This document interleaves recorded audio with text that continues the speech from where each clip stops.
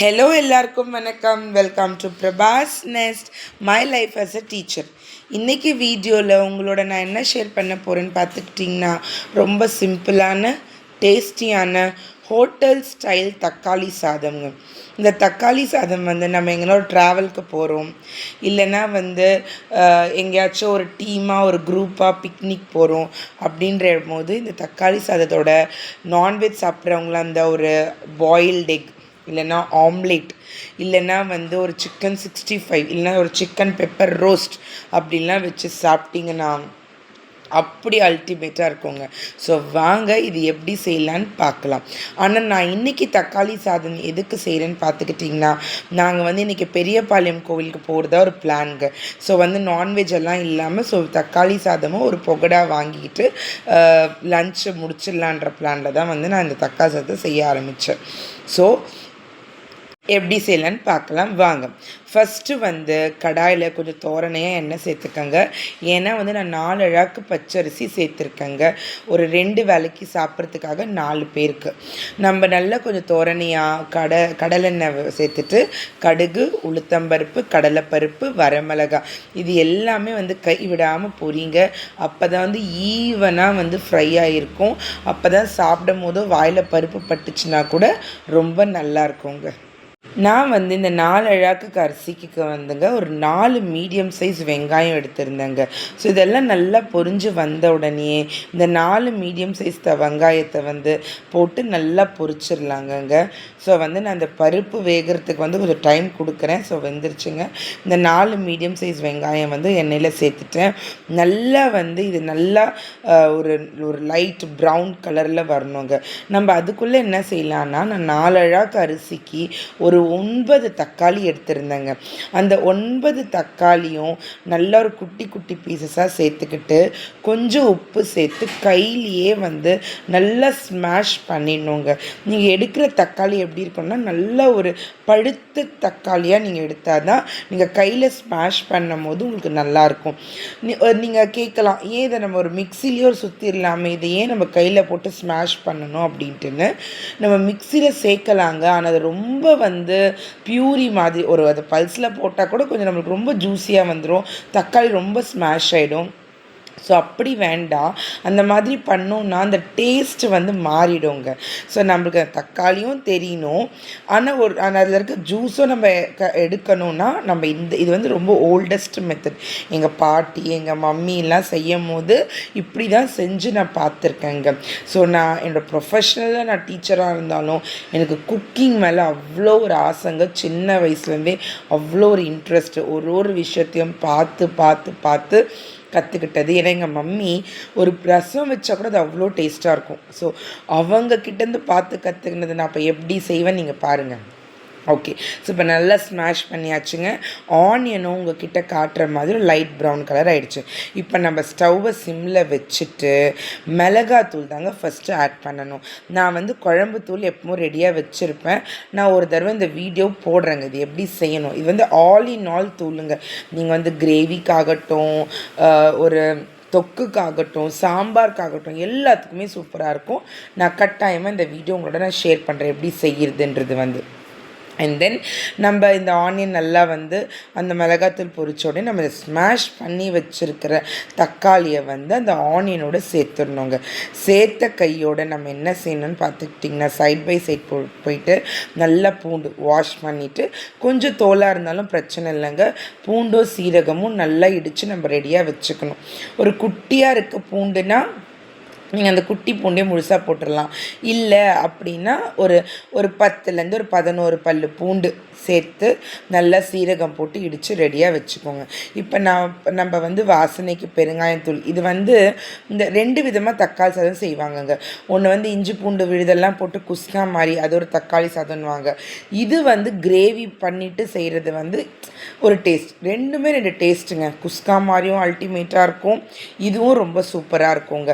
2மே நல்லாயிருக்கும். நான் அந்த குஸ்கா சாதமும் நான் எப்படி செய்யுதுன்னு காட்டுறேங்க. அண்ட் தென் தேவையான அளவுக்கு மஞ்சள் சேர்த்துட்டு நல்லா வந்து தக்காளி எப்படின்னா நல்லா ஸ்மாஷ் நம்ம ஏற்கனவே கையில் ஸ்மாஷ் பண்ணியிருக்கிறோம். இன்னும் எதனாச்சும் இருந்ததுன்னா கூட நம்ம வந்து கரண்டிலே வந்து கொஞ்சம் அப்படி அழுத்தி விட்டுறணும். அண்ட் தென் வந்து புளி ஏன் சேர்க்குறோம் அப்படின்னா, இப்போ நம்மளுக்கு 4 அழாக்கு அரிசி அப்படின்னா நம்ம ஃபுல்லாகவே தக்காளியே வந்து புளிப்பு கொடுத்துட முடியாதுங்க. அண்ட் தென் நம்ம ஒரு காலையில் செய்கிறோம், ஒரு மத்தியானம் சாயந்தரம் போல் சாப்பிட்றோம், கொஞ்சம் கெடாமல் இருக்கணும்னா கட்டாயமாக புளி சேர்த்தாதாங்க நல்லாயிருக்கும். புளி சேர்க்காமல் செய்கிறோன்னா, அதாவது வந்து இப்போ ஒரு காலைல ஒரு லஞ்சுக்கு கட்டுறீங்க அப்படின்னா செஞ்சிடலாம். இல்லை நம்ம ட்ராவலிங் போகிறோம் அப்படின்னும் போது புளி வந்து கட்டாயம் சேர்த்தா நம்மளுக்கு ரைஸ் வந்து நல்லா இருக்குங்க, கெடாமல் வந்து இருக்கும். ஸோ அதனால தான் புளி வந்து நான் ஃபஸ்ட்டே ஊற வச்சு ரெடியாக வச்சுருந்தேங்க. இப்போ பார்த்துக்கிட்டிங்கன்னா தக்காளியில் சேர்த்த உடனே நான் விட்ட எண்ணெய் எல்லாம் வந்து மேலே வர ஆரம்பிச்சிருச்சுங்க. இன்னும் கூட கொஞ்சம் ஸ்மாஷ் ஆகிறதுக்கு நம்ம ஒரு சிம்மில் வச்சு ஒரு 2 to 3 மினிட்ஸ் வந்து நம்ம மூடி போட்டு வச்சோன்னா இன்னும் இருக்கிற தக்காளியும் நல்லா ஸ்மாஷ் ஆகிடுங்க. ஸோ பாருங்கள், நல்லா ஸ்மாஷ் ஆகிட்டு விட்ட எண்ணெய் வந்துருச்சு. பச்சை மிளகாய் வந்து அப்சல்யூட்டாக வாசனைக்காக தாங்க. அந்த பச்சை மிளகாயோட வாசம் வந்து நம்ம இந்த மாதிரி நடுவில் சேர்க்கும் போது தாங்க வரும். இப்போ அந்த பச்சை மிளகாய் நம்மளுக்கு கருவேப்பிலை தேவைன்னா கருவேப்பிலை சேர்த்துக்கலாம் அதோட. அண்ட் இப்போ பூண்டு சீரகம் தாங்க இதுக்கு மெயின் பார்ட்டு.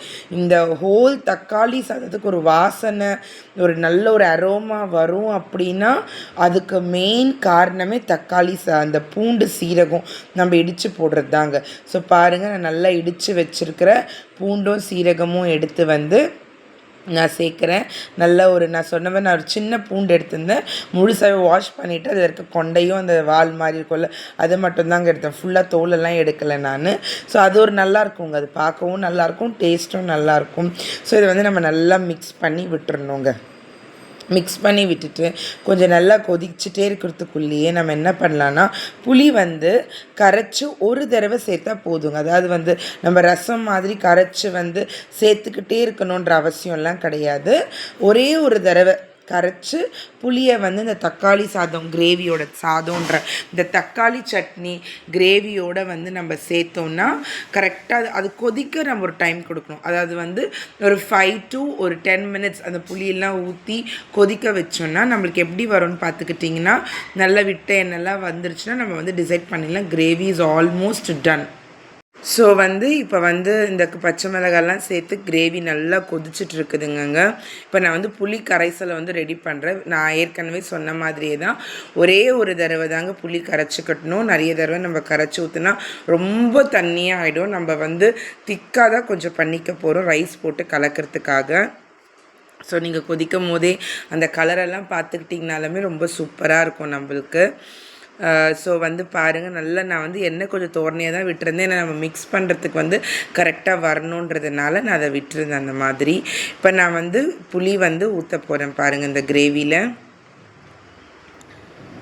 பாருங்கள், புளி வந்து எல்லாம் ரெடியாக வச்சுருக்கேன் நான். இப்போ வந்து நான் புளியை சேர்க்குறேன். ஒரே ஒரு தடவை நல்ல திக்கான கொஞ்சம் புளி சேர்த்தாச்சுங்களா. இப்போ வந்து இந்த புளியெல்லாம் நல்லா கொதித்து வர்றதுக்காக ஒரு 5 to 10 மினிட்ஸ் வந்து நம்ம மூடி வச்சுருவோம். மூடி வச்சா தான் அந்த புளி வாசனைன்றது வந்து நம்மளுக்கு போகணும். கொஞ்சம் வந்து நான் ஃபாஸ்ட்லேயே இருந்து வந்து கொஞ்சம் இதை கலரி விட்டுட்டு இருந்தேங்க. ஏன்னா கொஞ்சம் பார்த்திங்கன்னா கொஞ்சம் குழம்பு மாதிரி இருக்குது இல்லைங்களா புளி ஊற்றுனதுனால, அதனால கொஞ்சம் ஃபாஸ்ட்லேயே வச்சுட்டு நீங்கள் வந்து ஒரு தடவை மிக்ஸ் பண்ணி விட்டுட்டே இருங்க அதை வந்து. அப்புறம் நம்ம கொஞ்சம் நேரம் கழித்து வந்து நம்ம மூடி போட்டுடலாம். நான் வந்து ஏன் இதை மிக்ஸ் பண்ணுறேன்னா எல்லாமே அந்த கிரேவி எல்லாமே வந்து இதோட சேரணுன்றதுனால தான் இப்போ நான் மூடி போட்டுட்டு 5 to 10 மினிட்ஸ் வந்து நம்ம அதை நல்லா கொதிக்க விட்டுடலாம். எவ்வளோ புளி வந்து கொதிக்குதோ நம்மளுக்கு வந்து வாசனை வந்து புளி வாடை பச்சை வாடெல்லாம் போயிடுங்க. அதனால தான். அப்புறமா நான் இப்போ கருவேப்பிலை சேர்த்துட்டேங்க. ஸோ வந்து இப்போ கிரேவி நம்ம எப்பவும் கிரேவி வந்து ரொம்ப திக்காக ஆக விடக்கூடாதுங்க. ரொம்ப திக்காக ஆகிடுச்சுன்னா சாப்பாடில் கலர்றதுக்கு வந்து கஷ்டமாக இருக்கும். ஸோ இந்த மாதிரி ஒரு செமி சாலிடாக இருந்துச்சுன்னா தான் வந்து நம்மளுக்கு வந்து மிக்ஸ் பண்ணுறதுக்கு சாப்பாடில் வந்து ஈஸியாக இருக்குங்க. அதுதான் ரீசன்னு. ஸோ பார்த்தீங்கன்னா கிரேவி வந்து சூப்பராக ரெடி ஆகிடுச்சு. நான் வந்து பேஸ் நல்லா ரெடி பண்ணிட்டேன். ஏன்னா 4 அழாக்கு அரிசியை வந்து நான் மிக்ஸ் பண்ணணும் இல்லைங்களா, அதனால் பேஸ்னெல்லாம் கழுவி அதெல்லாம் தொடச்சி ரெடி பண்ணேன். டேஸ்ட்டு பார்த்துங்க, தக்காளி தொக்கோட டேஸ்ட்டு வந்து அவ்வளோ ஒரு அல்டிமேட்டாக இருந்துச்சுங்க.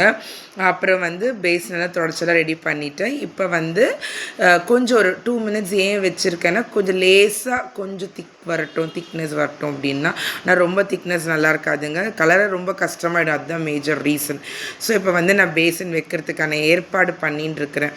ஏன்னா உங்களுக்கு வந்து காட்டணும் அது எப்படின்றது, மிக்ஸ் பண்ணுறதெல்லாம் அப்படின்ட்டுன்னு. நான் கிரேவிக்கு தேவையான அளவு தாங்க நான் வந்து உப்பு சேர்த்துருந்தேன் ஆக்சுவலாக. ஸோ நிறைய உப்பு கறிக்க சேர்க்கலை. ஏன்னு பார்த்துக்கிட்டிங்கன்னா, ஒரு வேளை கிரேவி ஜாஸ்தியாக இருக்குது, நம்ம எதனா நைட்டுக்கு வந்து தோசைக்கு எதனா வச்சுக்கலான்னா கூட யூஸ் ஆகும். நம்ம ஜாஸ்தி உப்பு ஒன் டைமே போட்டுட்டோன்னா ரொம்ப வந்து கரிச்சிச்சுன்னா நம்ம அதை எதுக்குமே அப்புறமா யூஸ் பண்ண முடியாத அளவுக்கு ஆகிடுங்க. அதனால தான் ரீசன் வந்து. ஸோ நான் என்ன செஞ்சேன்னு பார்த்துக்கிட்டிங்கன்னா, நான் வந்து கரெக்டாக கிரேவிக்கு தேவையான அளவு உப்பு தான் வந்து நான் சேர்த்துட்டேன். இப்போ பேஸ் நல்லா ஃபுல்லாக ரெடி ஆகிடுச்சுங்க. நான் ஒரு தடவை ஈரம் போக எல்லாமே வந்து தொடச்சிக்கிறேன், ஏன்னா ஈரம் இருக்கக்கூடாது இல்லைங்களா, அதனால தான். ஸோ இப்போ வந்து ஃபஸ்ட்டு ரைஸ் கொஞ்சம் ஆட் பண்ணுவேன், அதுக்கப்புறம் ஒரு லேயர் ஆஃப் கிரேவி ஆட் பண்ணுவேன், திருப்பியும் வந்து கொஞ்சம் ரைஸ், கொஞ்சம் கிரேவி, தேவையான அளவுக்கு சால்ட்டு அப்படின்னு ஒன்று மாற்றி ஒன்று வந்து நான் வந்து பண்ணிகிட்டு இருந்தேன். ஏன் இந்த மாதிரி பண்ணேன்னு பார்த்துக்கிட்டிங்கன்னா, நம்ம ஒரேடியாக ஃபுல்லாக ரைஸை கொட்டிட்டு மேலே கிரேவி போட்டோன்னா அடி வரைக்கும் ஒரு சமயத்தில் கலர முடியாது நம்மளால். அப்போது இந்த மாதிரி லேயராக போட்டு பண்ணும் போது நம்மளுக்கு மிக்ஸ் பண்ணுறதுக்கும் வந்து கொஞ்சம் ஈஸியாக இருக்குங்க. அதனால தான் வந்து இந்த மாதிரியான ஒரு ஐடியாவை வந்து நானாக க்ரியேட் பண்ணிக்கிட்டேன். நம்மளுக்கு ஏன்னா நம்ம வேலை எப்படி ஈஸியாக முடியுமோ அந்த அளவுக்கு வந்து நம்ம செஞ்சுக்கணும், நம்மளால் அதை யோசித்து வந்து அதை பண்ணிக்கணும். நடுவில் வந்து பசங்களோட அப்பா வந்து என்ன சொன்னார்னா, சரி நான் வந்து பண்ணுறேன், நான் வந்து கிரேவி வந்து கலந்து விடுறேன் உனக்கு அப்படின்னு சொன்னார். சரி ஓகே பண்ணுங்க. நான் நடுவில் என்ன நினச்சாரு என்னமோ, ஐயோ ரொம்ப கஷ்டமாக இருக்குது, நீ ஏன் வந்து இப்போ பேஸில் சின்னதாக எடுத்துருக்கிற, அப்படி இப்படி என்னால் கலர முடியல, அது என்னமோன்னு சொல்லி திட்டிகிட்டே இருந்தார். நான் சொன்னேன் ஓகே உங்களுக்கு வந்து வாட்டம் வரல, நான் வந்து நானே வந்து பண்ணிக்கிறேன் அப்படின்னு சொல்லிட்டுன்னு கொஞ்சம் நேரம் அவரை மிக்ஸ் பண்ண வச்சுட்டு நான் அமுச்சு விட்டுட்டு நானே வந்து அதை எடுத்து பண்ண ஆரம்பிச்சிட்டேங்க. ஏன்னா வந்து இது நார்மலாக உங்களுக்கு வந்து இதெல்லாம் வாட்டம் இல்லை, இதெல்லாம் வந்து பழக்கம் இல்லை அந்த மாதிரி. ஸோ நடுவில் கொஞ்சம் சால்ட்டை போட்டுக்கிட்டு இந்த மாதிரி கலர ஆரம்பிச்சிட்டோம். ஸோ வந்து அதுக்குள்ளேயே இந்த தக்காளி சாதம் பண்ணுறதுக்குள்ளேயே வந்து பொங்கலுக்கு வைக்கிற எல்லா சாமானியும் வந்து நான் நடுவில் மறக்கக்கூடாது. ஏன்னா நான் எல்லா சாமானியும் வந்து ரெடி பண்ணி வச்சுக்கணும். So side by side mind எப்படி வேலை செய்யுதுன்னா, தக்காளி சாதம் செய்யணும், அதை வந்து நாங்கள் பேக் பண்ணிவிட்டு போகிறது பிளான் கிடையாது, வீட்லேயே சாப்பிட்டுட்டு தான் போகலாம். ஆனால் நான்வெஜ் வந்து சாப்பிட வேண்டாம், அம்மன் கோவிலுக்கெல்லாம் போயிட்டு வந்துட்டு சாப்பிட்லான்றது தான் எங்களோட பிளானு. ஸோ வந்து சைட் பை சைட் நான் இங்கே சாப்பாடு நின்றுட்டுருக்கேன், தக்காளி தொக்கு பண்ணுறேன், ஓகே ஃபைன். ஆனால் என் மைண்டில் எப்படின்னா, நான் ஏதாச்சும் மிஸ் பண்ணிட போகிறேனோ, ஏன்னா பொங்கல் வைக்கிறதுக்கு வந்து எதனா அங்கே போய் நம்ம வந்து ஐயோ கஷ்டப்பட்டுருவோமோ அப்படின்ற ஒரு விஷயமும் வந்து மைண்டில் வந்து ஓடிட்டே இருந்தது. ஸோ எப்போல்லாம் என்னெல்லாம் தோணுதோ நடுநடுவில் பசங்கிட்ட சொல்லிகிட்டே இருக்கேன், பேப்பர் எடுத்து வைங்க, துணி எடுத்து வைங்க, கரண்டி எடுத்துக்கங்க, 4 தட்டு எடுங்க, பாத்திரம் எடுங்க, பேப்பர் கப் எடுங்க. ஏன்னா பேப்பர் கப்பெல்லாம் வீட்டில் இருக்குது, திருப்பி அங்கே போய் ஏன் இதெல்லாம் செலவு பண்ணணும்னு அதெல்லாம் பசங்கிட்ட நான் வந்து செய்கிறேன். பட் என்னோடய வாய் வந்து பேசிகிட்டே இருக்கேன், நான் வந்து எதனா ஒன்று சொல்லிகிட்டே இருக்கேன், இதை எடுங்க, அதை எடுங்க, அதை பண்ணுங்கள், இதை பண்ணுங்கள், பேக் எடுங்க, அரேஞ்ச் பண்ணுங்கள், அந்த மாதிரி எல்லாம் சொல்லிட்டு இருந்தால் நம்ம வீட்டிலேருந்து கிளம்போது விளக்கேற்றணும். பாப்பா கிட்டே சொன்ன பூ கொஞ்சம் இருக்கிறத போடு விளக்கேற்றேன்னு இது பண்ணும் போதே நான் 12:30 1 ஆயிடுச்சு. ஸோ வீட்டிலேருந்து 1:30 2 o'clock ஆச்சும் கிளம்பிடணும் கோவிலுக்குன்றது தான் வந்து பிளான் எங்களோடது. ஸோ அந்த மாதிரி என்னோடய மைண்ட் வந்து அப்படியே மல்டி டாஸ்கிங்காக அப்படியே ஒர்க் ஆகிட்டே இருந்தது. அப்புறமா நான் அம்மனை பார்க்குறதுக்கு நான் எப்படி ரெடி ஆகணும், என்ன சாரீ கட்டணும், அது ஒரு பக்கம், என் பொண்ணு என்ன ட்ரெஸ் போடணும், என் பையன் என்ன போட்டால் நல்லாயிருக்கும், இதெல்லாம் ஒரு பக்கம். அதாவது ஆல் இன் ஆல் இப்படியெல்லாம் யோசிச்சுட்டு இருந்தேன். இதில் என்ன ஒரு பெரிய ஹாப்பினஸ்னால், நாங்கள் இப்போ ஒரு ஹாலிடேஸில் இருக்கிறதுனால மைண்டு வந்து இப்போது ஸ்கூலுக்காக எதுவும் யோசிக்கல, அதாவது ஒர்க்கு சைடாக எதுவுமே யோசிக்கல, ஃபுல்லாக இந்த வீட்டு சைடு ஃபேமிலி சைடு அப்படி தான் யோசிச்சுட்டு இருந்தது. வந்து கொஞ்சம் ஓரளவுக்கு ஓகேவாக இருந்ததுங்க. அண்ட் தென் வந்து ஓரளவுக்கு கலந்துட்டு இவங்க அப்பா வந்து ஓகே என்னால் வந்து முடியல, நீ பார்த்துக்கோ அப்படி சொல்லிட்டு விட்டுட்டாரு. ஸோ அதுக்கு மேலே நான் என்ன செஞ்சேன்னா, ஓகே நம்ம வந்து இருக்கிறத வந்து மிச்சம் மீதி எல்லாம் நல்லாவே மிக்ஸ் பண்ணி விட்டுறலான்னு. எனக்கு இந்த பேசின் வந்து நல்லாவே வாட்டமாக இருந்ததுங்க. ஃபஸ்ட்டு வந்து நான் இந்த தக்காளி தொக்கு செஞ்ச கடாயிலேயே வந்து மிக்ஸ் பண்ணலான்னு பார்த்தேன். பட் வந்து அது முடியாதுன்னு நினச்சிட்டு தான் வந்து நான் இந்த மாதிரி பேசின் எடுத்தேன். அப்புறமா வந்து சக்ஸஸ்ஃபுல்லாக தக்காளி சாதம்லாம் செஞ்சுட்டோம். நாங்கள் என்ன செஞ்சோன்னா சைட் டிஷ்க்கு வந்து ஒரு புகடா வச்சு சாப்பிட்டுட்டோங்க. தக்காளி சாதத்தை வீட்லேயே வந்து சாப்பிட்டுட்டோம். எதுவுமே பேக்கெல்லாம் பண்ணிக்கிட்டு போகலை நாங்கள். அண்ட் தென் வந்து ஒரு 1 ஹவர் 10 மினிட்ஸ்லேயே வந்து நாங்கள் வந்து பெரியபாளையம் கோவிலும் ரீச் பண்ணிட்டோம். ஸோ இது தாங்க எங்களோட பெரியபாளையத்துக்கு போகிறோன்ற பிளான் ஆரம்பித்ததுலேருந்து வீட்டில் இந்த வேலையெல்லாம் செஞ்சு பொங்கலுக்கான சாமான்லாம் ஏற்பாடு பண்ணிக்கிட்டு சக்ஸஸ்ஃபுல்லாக நாங்கள் போய் கோவிலை ரீச் பண்ணிட்டோங்க. ஸோ வந்து இன்னையோட டே ஆரம்பித்ததுலேருந்து பரபரப்பாக இப்படி தாங்க போயிட்டு இருந்தது. ஸோ மனசுக்கு நிறைவாக இன்றைக்கி வந்து எல்லா வேலையுமே எப்படி பிளான் பண்ணமோ அதுக்கேற்ற மாதிரி முடிஞ்சதுன்றது வந்து ரொம்ப பெரிய சந்தோஷத்தை கொடுத்துச்சுங்க.